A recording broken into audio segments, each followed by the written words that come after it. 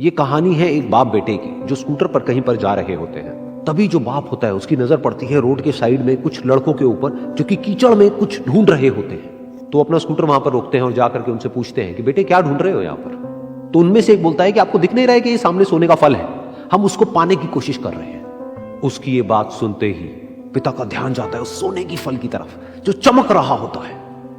फिर उनके माइंड में कुछ इमेजिनेशंस बनने लग जाती हैं कि काश ये जो फल है ये मेरे बेटे के पास में आ जाए तो ना सिर्फ उसकी बल्कि मेरी भी जिंदगी बदल जाएगी। तो बिना सोचे समझे अपने बेटे को धक्का मार देते हैं उस कीचड़ में और बोलते हैं कि तुझे किसी भी कीमत पर वो फल लेकर के आना है। लेकिन बेटे को वो फल नहीं चाहिए होता है, उसके अपने कुछ और ही सपने होते हैं। वो बहुत कोशिश करता है अपने पिता को ये समझाने की कि मेरी खुशी इस फल में नहीं है, मेरी खुशी कहीं और है, मेरे सपने कुछ और है। लेकिन उसके पिता उसकी एक नहीं सुनते हैं। वो उसको धक्का मारते हैं उस कीचड़ में और बोलते हैं कि मैं तुझसे पूछ नहीं रहा हूं, तुझे बता रहा हूं कि तुझे वो लेकर के आना है। तो वो बेटा भी अपने बाप के सपने को सच करने के लिए अपनी पूरी जान लगा देता है और पूरी कोशिश करता है कि किसी तरीके से उस सोने का फल उसके हाथ में आ जाए। लेकिन जैसे जैसे वो हाथ पैर मारता है उस फल को पकड़ने के लिए वो और नीचे धंसने लग जाता है और फिर जाकर के उसको समझ आता है कि ये कीचड़ नहीं है, ये दलदल है। वो चीखता है, चिल्लाता है, अपने पिता को आवाज लगाता है, लेकिन उसके पिता उसकी एक नहीं सुनते। बोलते हैं कि बहाने मत बना, और भी लोग हैं वहां पर जो कर रहे हैं, तो जब वो कर सकते हैं तो तू क्यों नहीं कर सकता। तो एक बार वो फिर से कोशिश करता है और अपनी पूरी जान लगा देता है, लेकिन उसके बाद भी उसके हाथ में कुछ नहीं आता है और वो धीरे धीरे नीचे धंसता चला जाता है और मर जाता है। तब जाकर के उसके पिता को एहसास होता है कि उससे कितनी बड़ी गलती हो गई।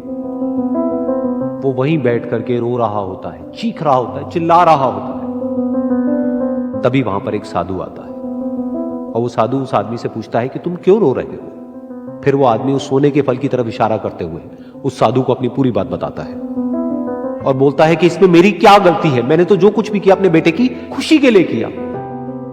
तो वो साधु उस फल को ध्यान से देखता है और उस आदमी को कहता है जिस सोने के फल की वजह से तुमने अपने बेटे को गवा दिया, कम से कम एक बार ध्यान से उसकी तरफ देखा तो होता कि वहां पर कोई फल है भी या नहीं।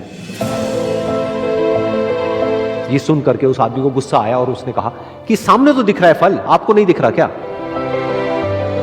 तब वो साधु उस कीचड़ के ऊपर एक पेड़ होता है जिसकी तरफ इशारा करते हैं और बोलते हैं कि वो जिसे तुम देख रहे हो वो उस फल की परछाई है, असली फल वहां पर उस पेड़ के ऊपर है।